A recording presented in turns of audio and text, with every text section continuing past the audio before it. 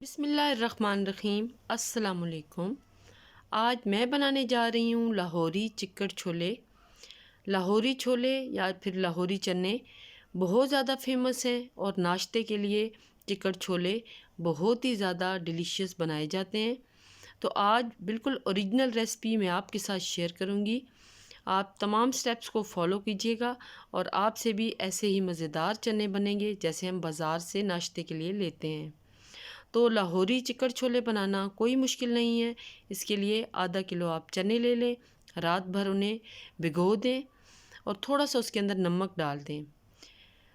फिर यहाँ पे एक प्रेशर कुकर ले लें, उसके अंदर आप उन्हीं चनों में से पानी पहले वाला निकाल दें, चने डाल दें, तकरीबन 1 लीटर उसमें पानी ऐड कर दें।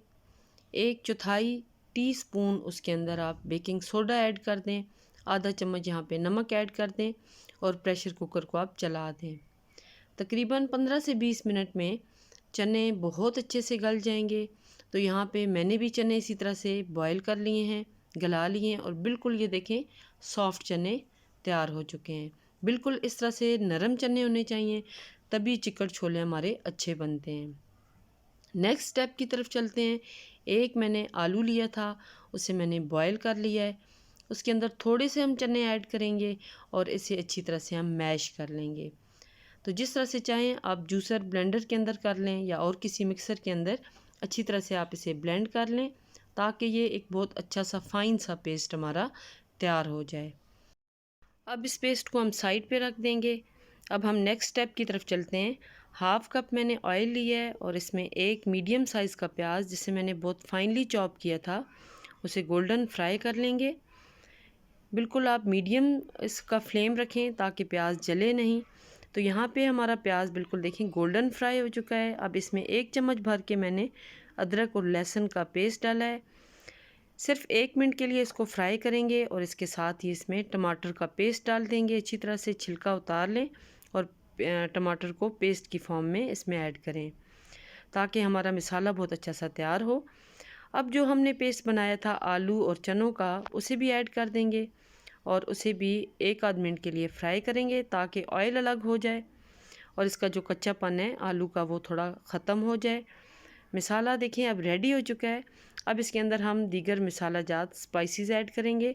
आधा चम्मच रेड चिलीज़ मैंने डाली हैं, आधा चम्मच हल्दी का डाला है, आधा चम्मच इसके अंदर मैंने नमक का ऐड किया क्योंकि नमक ऑलरेडी बॉयल करते वक्त मैंने ऐड किया था। तो मसालों को अच्छी तरह से मिक्स कर लिया है। अब इसमें मैंने 1 चम्मच धनिया पाउडर का ऐड किया है और आधा चम्मच गरम मसाला ऐड कर देंगे। अगर आमचूर पाउडर हो तो आप 1 चम्मच वो भी इसमें ऐड कर दें। मैं यहाँ पे ऐड नहीं करी, वो टोटली ऑप्शनल है। अगर आपको पसंद है तो आप वो भी इसमें ऐड कर लें, उससे इसका टेस्ट और ज़्यादा अच्छा होगा। तो यहाँ पे देखिए मसाला हमारा रेडी हो चुका है। अब हम इसमें बॉयल हुए हुए चने ऐड करेंगे।